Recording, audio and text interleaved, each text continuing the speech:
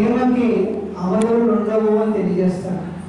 ఆయన ప్రేమపూర్వకమైనటువంటి ప్రసంగానికి సమయం కూడా దాటిపోకుండా వెళ్ళిపోతుంది. ఎందుకంటే ఆయన అంత ప్రేమతో వ్యక్తం చేస్తారు కాబట్టి. ఇంగులవారి ప్రసాద్ గారికి అందరి తరఫున జై బాబా ప్రణామం తెలియజేస్తున్నారు. అలాగే మరి మేఘా సుజాత గారు వచ్చి ఈ యొక్క కార్యక్రమాన్ని తీసుకోవాల్సిందిగా కోరుచున్నాను.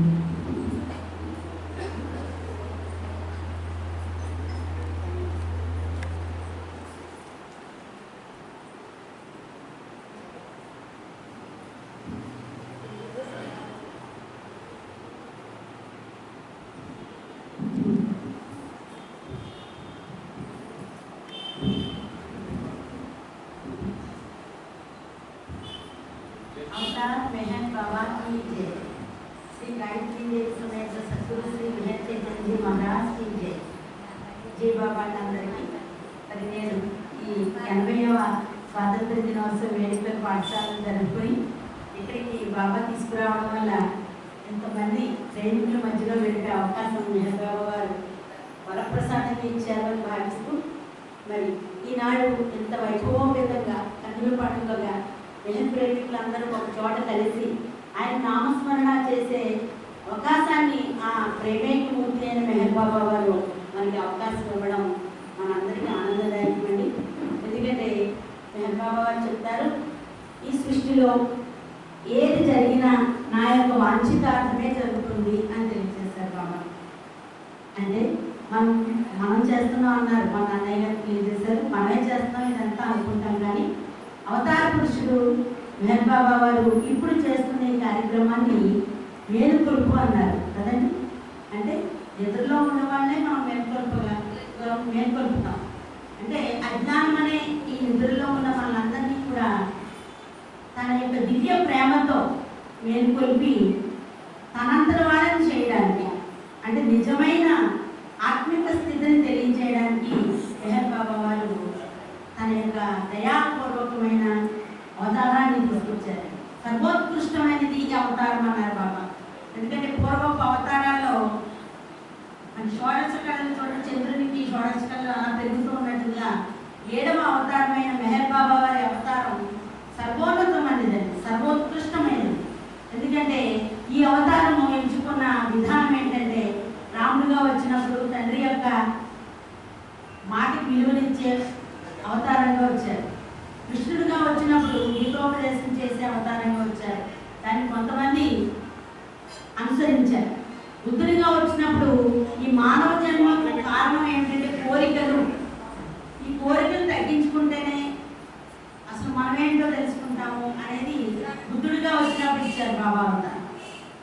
అలాగే జీసస్గా వచ్చినప్పుడు త్యాగమయమైన జీవితాన్ని గడిపడమే దైవత్వము అని తెలియజేశారు. అయితే అన్నిటికంటే గొప్ప ఈ అవతారిక స్థితి ఏమిటంటే ప్రేమ అన్నారు బాబు. మెహర్ అంటేనే దయ, ప్రేమ. ఆ ప్రేమ గల దయగల తండ్రి ఆయన. ఇక్కడ మీరు ఎప్పుడైతే వస్తారో 10 మంది నా నామాన్ని ఎక్కడైతే చేస్తారో అక్కడ నేను ఉన్నాను అన్నారు బాబా. మరి ఇంతమంది ప్రేమికుల నుండి బాబాని స్మరిస్తున్నప్పుడు ఆ అవతార పురుషుని యొక్క ఆ యొక్క ఉన్నత స్థాయిలో ఆయన ఉండి మళ్ళీ ఈ దివ్యమైన కార్యక్రమాన్ని నిర్వహిస్తున్నారని నేను నమ్ముతాను. ఎందుకంటే ప్రతిదీ కూడా బాబా వారి వాంఛిత ప్రకారమే జరుగుతుందండి. ఆయన సర్వోన్నతుడు, సర్వసాక్షి. మన యొక్క పనులన్నింటినీ కూడా సాక్షిభూతుడు మెహర్ బాబా వారు. ఈ యొక్క అవతారంలో నిజంగా ఒక్కోసారి నాకు ఆశ్చర్యం వేస్తూ ఉంటుందండి. ఒక ఉపాధ్యాయురాలుగా విద్యార్థుల్లో ఉండే మార్పును నేను గమనిస్తూ ఉంటాను. పూర్వపు పరిస్థితికి ఇప్పటికీ మారిందండి. అందరికీ ఆత్మజాగృతి కలుగుతుంది.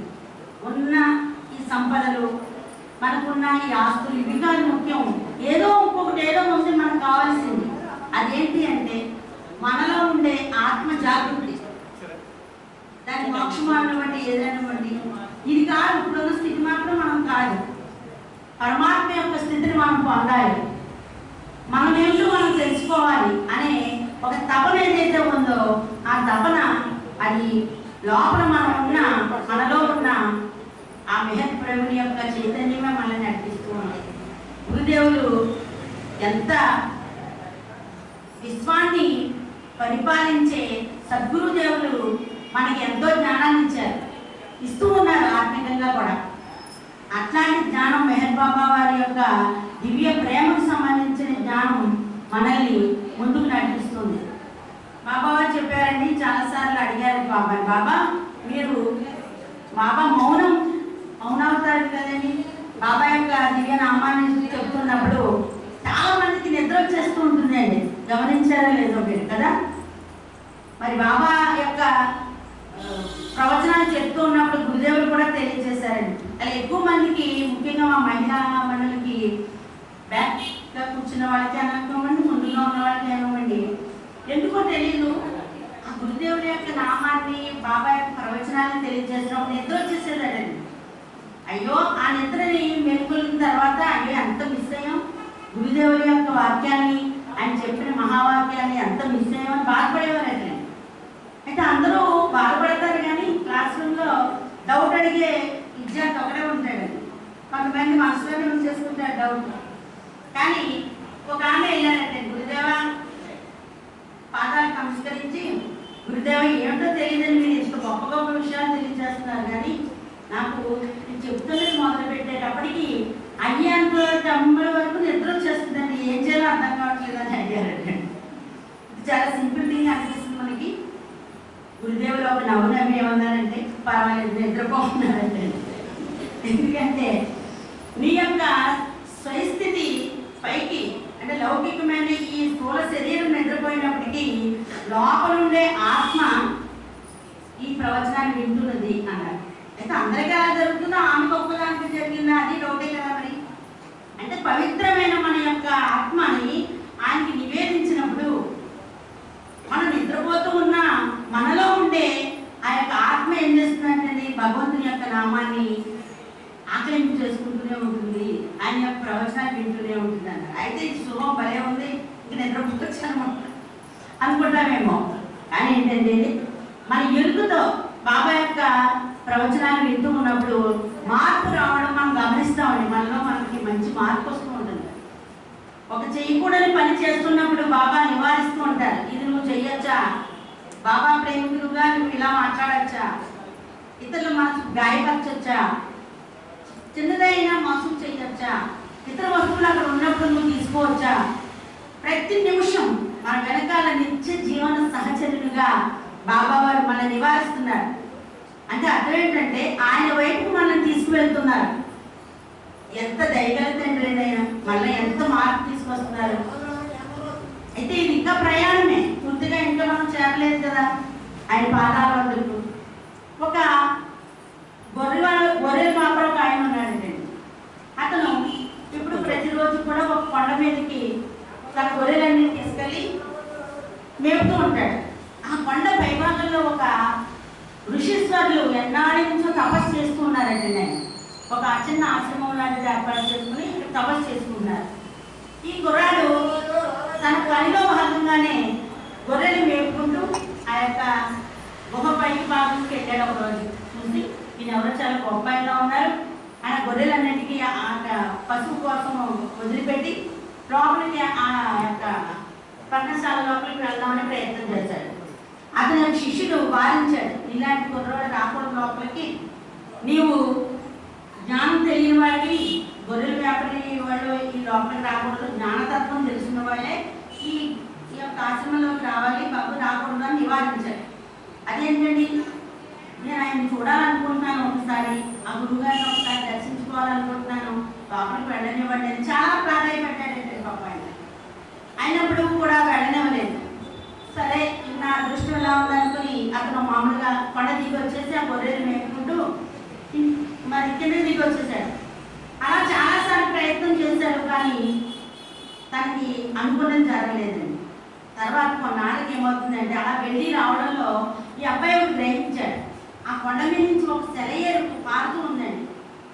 ఆ సెలయేరు నుంచి పెద్ద రాయి కొంటే ఏమవుతుందంటే అంటే కొండలో నీటి యొక్క ప్రవాహానికి వేగంగా కదులుతూ రాళ్ళు ఏమవుతూ ఉంటాయండి, గుండ్రంగా తయారవుతూ ఉంటాయి. ఆ నీటి ఒత్తిడికి గుండ్రంగా తయారవుతూ ఏమవుతూ ఉంటాయంటే సాలగ్రామాలు అంటూ ఉంటారు, మీరు వినే ఉంటారు. ఒక గుండ్రని రాయిగా ఒక ఆకృతిగా తయారవుతూ ఉంటాయి. ఆ రాళ్ళు అలా ఎందుకు అవుతున్నాయి, పైన ఎక్కడో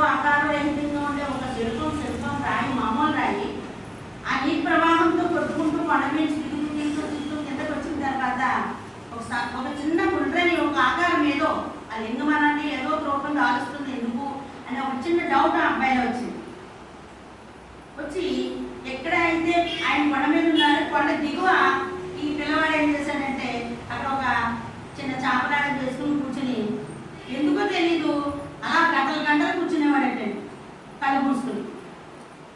ఇంకా ఏం జరిగిందో ఏం విశేషమేంటో తెలియదు, కానీ ఆ కొన్నాళ్ళకంటే ఆ అబ్బాయికి జ్ఞానం అంతా పరిపక్వ స్థితికి వచ్చింది.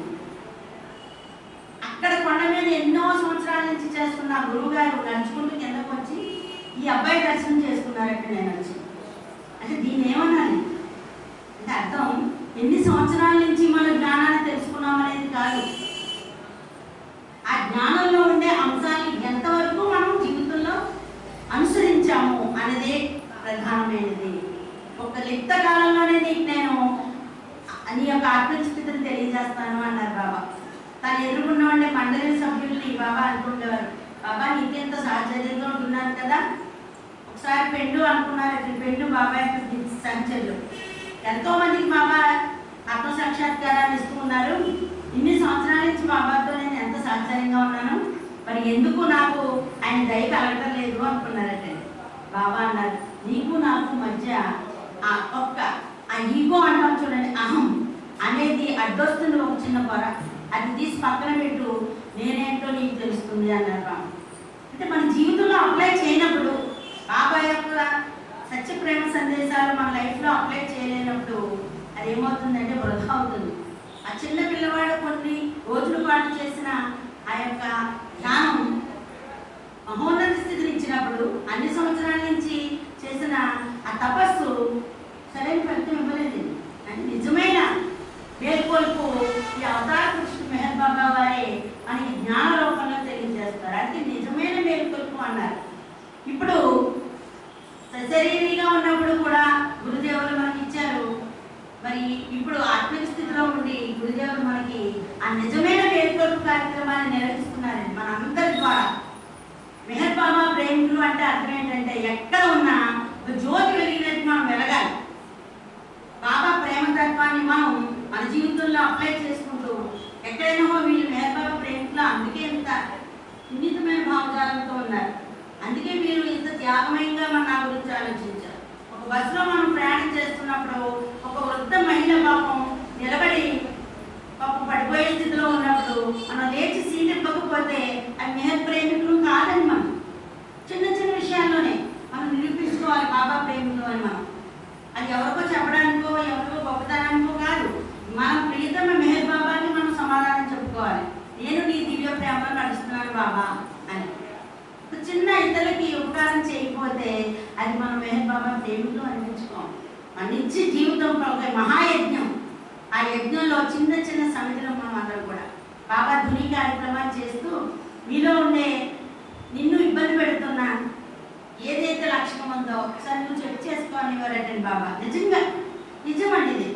నేను నా జీవితంలో నిజంగా అనుభవించిన స్థితిని మీ ముందు నేను పరుస్తాను. నేను పూనా వెళ్ళినప్పుడు అక్కడ ధుని కార్యక్రమంలో పాల్గొన్నప్పుడు బాబా మరి ఏమో తెలియదు, ఏదో ఒక లక్షణం, ఏదో ఒక చిన్న లక్షణం నన్ను ఎందుకు ఇబ్బంది పెట్టుకోండి, అది ఏంటో నేను కూడా గ్రహించుకోలేకపోయాను.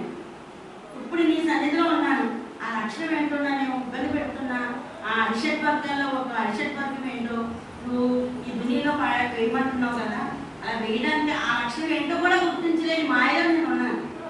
నన్ను అంటే చూడండి, ఎవరైనా ఒకరు మనకంటే ఉన్నత స్థితిలో కానీ మనకంటే ఒక బెస్ట్ ప్లేస్లో కానీ ఉన్నప్పుడు మనం అలా ఉండలేకపోయామే, మనకేంటి అవకాశం రాలేదు అని అసూయ అనేవ్వండి, లేకపోతే కొంచెం ఆ న్యూనత అనేవ్వండి. ఆ చిన్న లక్షణం ఏది ఇబ్బంది పెడుతుంది, నన్ను టాప్లో ఉండాలి, మనం ఫస్ట్ క్లాస్లో ఉండాలి అనేది అది ఉండేదండి.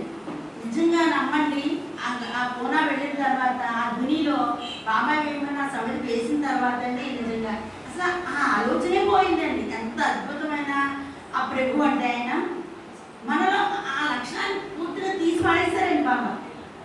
ఉన్న దాంతో సంతృప్తి పడడం. గాడ్ బ్లెస్సెస్ మెహర్ బాబా, బ్లెస్సెస్ ఆల్వేస్. మన నిరంతరం మనల్ని బాబా బ్లెస్ చేస్తూ ఉన్నారు. ఎంత కఠినమైన పరీక్షనైనా కూడా మనల్ని ఏం చేస్తారంటే ఆయన నమ్మితే, ఆయన నామాన్ని మనస్ఫూర్తిగా పఠిస్తే, ఆయన నామాన్ని మనసా పంచా కర్మడా మనం ఎప్పుడైతే మనం విశ్వసిస్తామో అప్పుడు మన జీవితం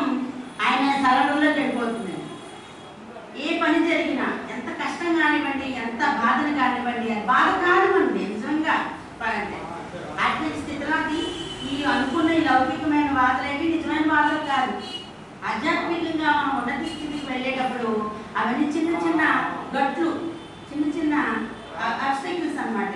అంతే తప్ప బాబా చెప్పారనమాట, నువ్వు నన్ను నిత్య జీవిత సహచర్యంగా చేసుకున్నట్లయితే ప్రతి నిమిషం స్వర్గతుల్యమే, కష్టంలో కూడా నీకు సుఖమే కనిపిస్తుంది. సతీ సక్కుబాయి గారి గురించి తెలుసు మన అందరికీ, స్త్రీలకి ఆమె ఒక ఆదర్శప్రాయురాలు. వాడు అత్తగారు ఆమె ఎంతో బాధలు పెట్టేదట. ఎందుకని బాధలు పెట్టేది అనమాట? ఏవో సంస్కారాలు, గత జన్మలో సంస్కారాలు మన నుంచి తప్పించడం కోసం మన ఇద్దరి నుంచి బాధింపబడతామండి. అది తప్పు కాదు, ఈ సృష్టిలో ఏది తప్పు కాదు. మరి అత్తగారు చాలా బాధలు పెట్టేదామండి. బాధలు పెట్టు పెద్ద పెద్ద పెద్ద సంచులతో గోధుమలు తీసుకొచ్చి ఈ రాత్రిలోగా ఈ పిండిని తయారు చేసి తెల్లారేటప్పటికి నా దగ్గర పిండితో ఉండాలి ఇక్కడ అని శాసించేది. ఇప్పుడు కోడల విషయం కాదని చెప్పేది. అప్పుడు కోడల విషయం సతీ సక్కుబాయి గారి కోడలు అంటే వాళ్ళు చెప్పి వినేవారండి పూర్వం. ఇప్పుడు అత్తగారికి కోడలు ఎవరు సడన్ కావట్లేదు, అందరికీ సెల్ఫ్ రెస్పెక్ట్, సెల్ఫ్ కాన్ఫిడెన్స్ ఎక్కువగా ఉంది కదండి. మరి ఇప్పుడు పెద్దల్ని గౌరవిస్తున్నారు కానీ ఎంత లెవెల్లో ఉండాలో అంతే ఉంటారండి. ఆ పూర్వం అలాగే ఒక బానిసలో ఉండేవారు. ఇప్పుడు తెల్లవారేటప్పటికి ఈ బస్తాలతో ఉండే గోధుమలన్నీ కూడా పిండి చేసి రాత్రి అంతా ఏం చేస్తావో నాకు తెలియదు, పిండి అయిపోవాలి, తెల్లవారేటప్పటికి నాకు నువ్వు చూపించాలన్నారు. మాకు అంత పనిని ఆ చిన్నారి అసలు దిశపోయింది. అప్పుడే ఆ వివాహం అయి వచ్చిందనమాట అత్తవారికి.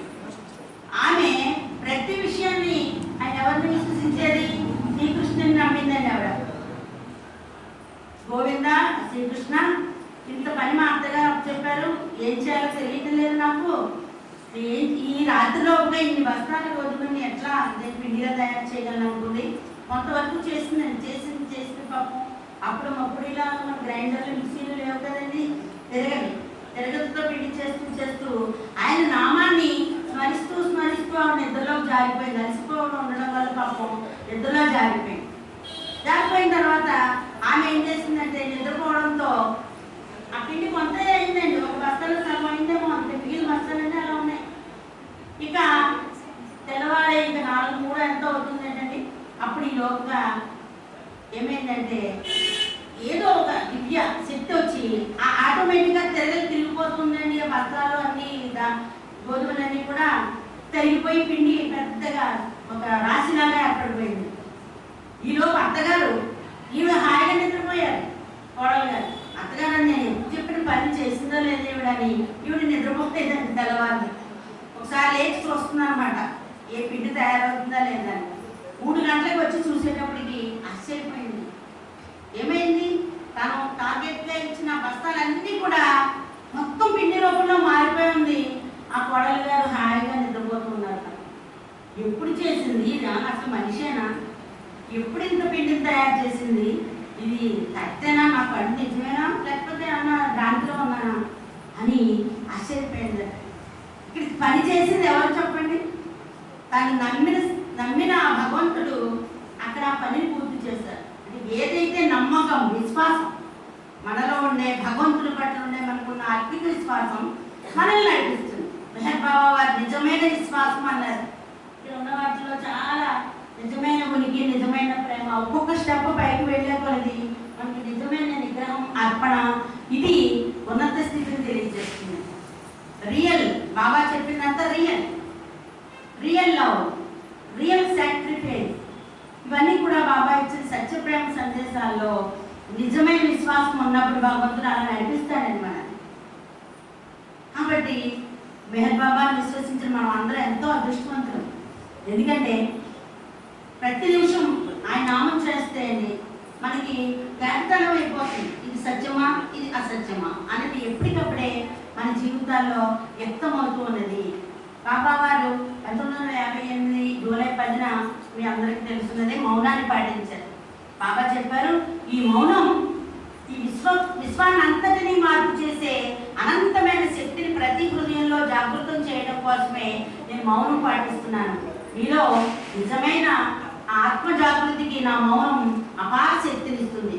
నేను ఉచ్చరించబోయే ఆ శబ్దం మౌనానంతరం నా ప్రేమికులందరూ కూడా, నిజమైన ప్రేమికులందరూ కూడా ఆ శబ్దాన్ని చెవుల ద్వారా కాదు హృదయం ద్వారా వింటారు అని చెప్పారు బాబు. అది చాలా ఉన్నతమైన ఆత్మలకి ఉన్నత జాగృతిని ఇస్తుంది అన్నారు. ఆ శబ్దాన్ని మనం అందరం కూడా వినే అంత స్థాయికి వెళ్ళాలి. వినేలా మనం అందరూ తయారవ్వాలి. అలా తయారవ్వాలి అంటే ప్రేమైక్యమూర్తి అయిన మెహర్ బాబా వారు శ్రీచరణాలు తప్ప మనకు ఇంకొకటి లేదు, బాబా పాదాలు తప్ప మనకు ఇంకొక వ్యాపకం లేదు, ఆయన నామం తప్ప ఇంకొక మంత్రం లేదు. అందుకే గురుదేవులు కూడా చాలాసార్లు చెప్పారు మెహర్ గాయత్రి. దాన్ని కర్మష్టానుగ్రహం ఏదో చెప్పారండి, నాకు కాదు మర్చిపోయింది, దయచేసి ఏమనుకోవద్దు. బాబా చెప్పారు ఈ యొక్క నీలో ఉన్న చైతన్యాన్ని ఉన్నత స్థితి తీసుకురావడం కోసం నువ్వు ప్రథమంగా చేసే బాబా నామంలో ఎప్పుడైనా నీకు ఆటుపోట్లు వస్తున్నప్పుడు నువ్వు మొట్టమొదటిగా కూర్చొని చేయవలసింది ఏంటంటే మెహర్ గాయత్రి. ఓం మెహర్ బాబాయ విద్మహే మౌనావతారాయ ధీమహి తన్నో బాబా ప్రచోదయాత్. ఇది ఎటువంటి కష్టం లేకుండా మనల్ని అది ఎన్నిసార్లు అవకాశం ఉంది ఖాళీగా ఉన్నప్పుడు, మనం ప్రయాణం చేస్తున్నప్పుడు, మనం ఏదైనా వ్యాప్తంలో వెళ్తూ ఉన్నప్పుడు ఆ నామాన్ని నిరంతరం బాబా యొక్క మెహర్ గాయత్రి నామాన్ని చేస్తూ ఉన్నప్పుడు మనలో ఉండే ఆ యొక్క కర్మలన్నీ కూడా దగ్ధమై నిజమైన ఎరుకను కలిగి ఆ అవతార పురుషుని చేరుకోగలము. మనల్ని మనలుగా భగవంతుడి రూపానికి మార్చగలిగించిన ఆ మేలుకొల్పే ఈ విశ్వానికి అంతటికి మెహర్ బాబా వారు ఇచ్చిన ఒక వరం ఉంది. మెహర్ బాబా వారు ఇచ్చిన వరాన్ని అందిపుచ్చుకుందాం. మనం అందరం కూడా నిరంతరం ఆయన నామాన్ని స్మరిస్తూ మెహర్ గాయత్రిని జపిస్తూ మనం అందరం కూడా ఆ దివ్య ప్రేమలో ఆనందాన్ని అనిపిద్దామండి. తప్పకుండా నాకు ఇచ్చిన ఈ చిన్న అవకాశం వాళ్ళు ఏంటో వచ్చారు బాబా క్షంతవ్యం. నేను స్కూల్లో కార్యక్రమం బాగా లేట్ అయిపోయిందని ఈరోజు పెద్ద కార్యక్రమం జరగడంతో అందుకని కంగారుగా వచ్చాను. మంచి మంచి ప్రసంగాలు మా నారాయణ గారి ప్రసంగం మిస్ అయిపోయినాయి బాధపడ్డాను నేను.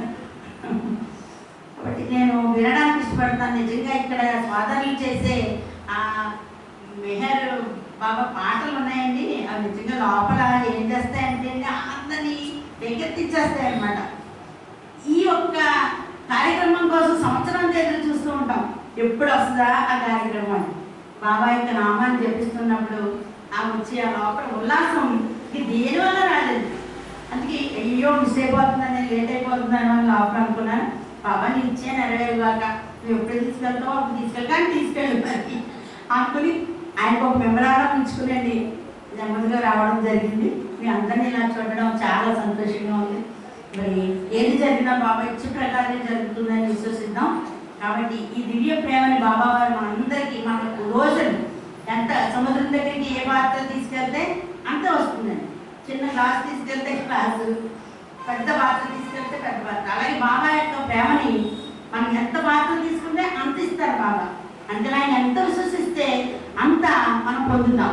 దయచేసి ఇక్కడ ఎన్నో సంవత్సరాల నుంచి బాబా సేవలో ఖర్జూరం అంటారు చూడండి, ఎండిపోయినా కూడా దాని యొక్క మాధుర్యం, దాని యొక్క గొప్పతనం అలాగే ఉంటుంది. అలాంటి వాళ్ళని నేను చూస్తూ ఉంటాను.